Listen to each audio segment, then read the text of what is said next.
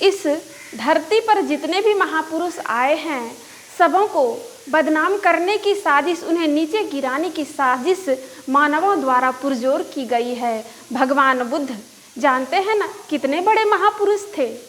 उनके बलबूते पर, उनके विचारों के आधार पर एक कितना बड़ा धर्म तैयार हो गया। लेकिन एक बार की बात है, भगवान बुद्ध की सभा चल रही थी, उनका सत्संग चल रहा था।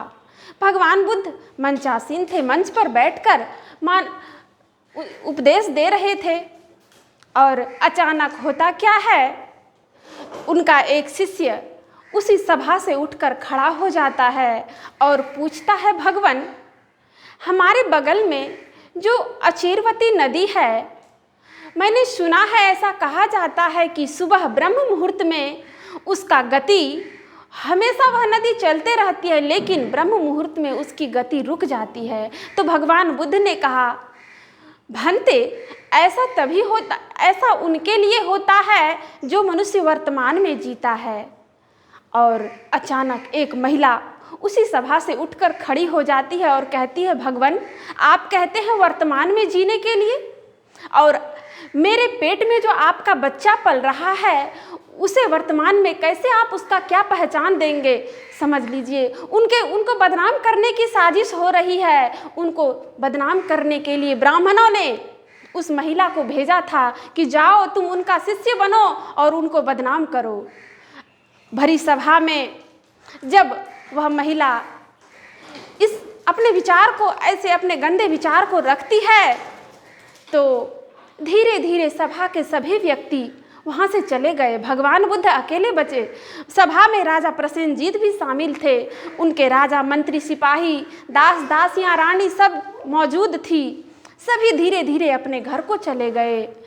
इस वक्तव्य को सुनकर, उस महिला की गंदी हरकत को देखकर किसी को वहाँ रहा नहीं गया। वह सत्संग अचानक बंद हो गया। भगवान बुद्ध की चारों तरफ बदनामी हो गई, और बदनामी ऐसी हुई कि जब भिक्षुगण किसी के दरवाजे पर भिक्षा मांगने जाते तो लोग मुख मोड़ लेते। एक अन्न के लिए भगवान बुद्ध के शिष्यगण तरसने लगे। और होते होते यह बात जब पूरी प्रजा में यह बात फैल गई, तो प्रजाओं के दबाव के कारण, नहीं चाहते हुए भी, राजा प्रसेनजीत को अनमने ढंग से उस महिला के बारे में पता लगाने का आदेश दिया गया राजा के द्वारा।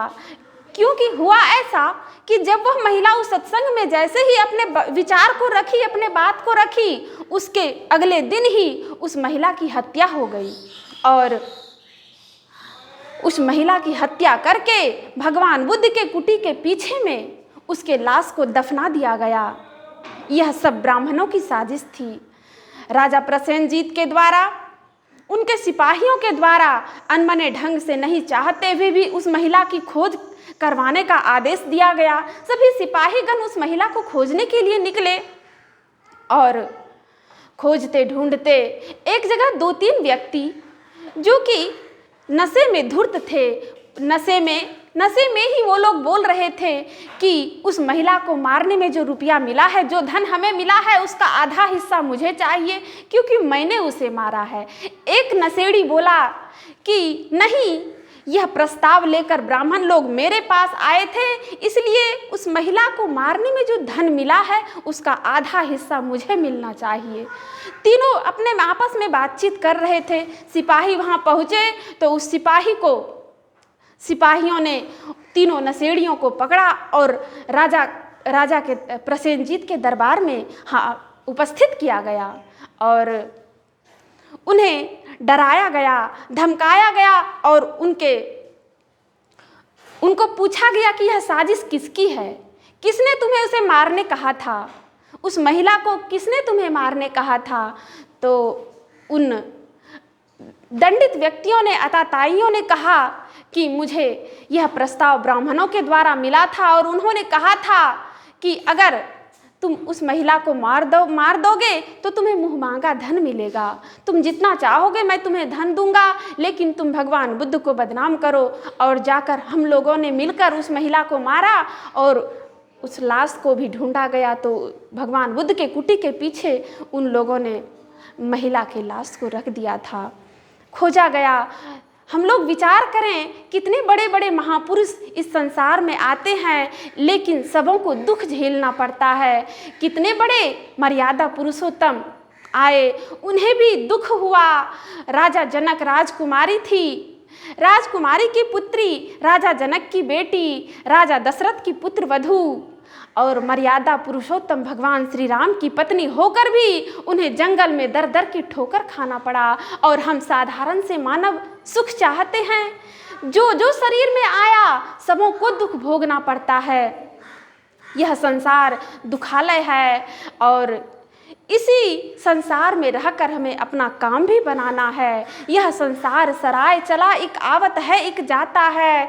पंडित जोगी सिद्ध सूरमा कोई रहन नहीं पाता है। जाना तो सबों को है, लेकिन अपना काम बनाकर अगर चले जाएंगे तो हमें हाथ मलते हुए पछताना नहीं पड़ेगा और गदगद होकर मस्त होकर इस संसार से हंसते हुए जाएंगे। और जो जिस काम के लिए यह मनुष्य का शरीर मिला है, उस कार्य को हम लोगों को पूरा करने का जितना जल्द हो सके प्रयास करना है, क्योंकि समय हम लोगों के पास बहुत कम है, वक्त नहीं है। ऐ वीरो अब गाफिल होकर सोने का, बिंदु राह से निकल बहादुर तब मंडल टपना होगा। दुख तो रहेगा ही, दुख हमारा पीछा नहीं छोड़ने वाला, क्योंकि सुख और दुख हमारे जीवन के दोनों पहलू हैं। कभी सुख तो कभी दुख होना ही है, ये तो निश्चित है, क्योंकि हम इस झूठे संसार में हैं और झूठी वस्तुओं को पाकर हम चाहें कि हम शाश्वत सुख को प्राप्त कर लें तो ऐसा हो नहीं सकता। अगर हम शाश्वत सुख को चाहते हैं तो हमें शाश्वत परम प्रभु परमात्मा की प्राप्ति का यत्न करना पड़ेगा, तभी हम शाश्वत सुख के अधिकारी होंगे। बोलिए प्रेम से श्री सद्गुरु महाराज की जय।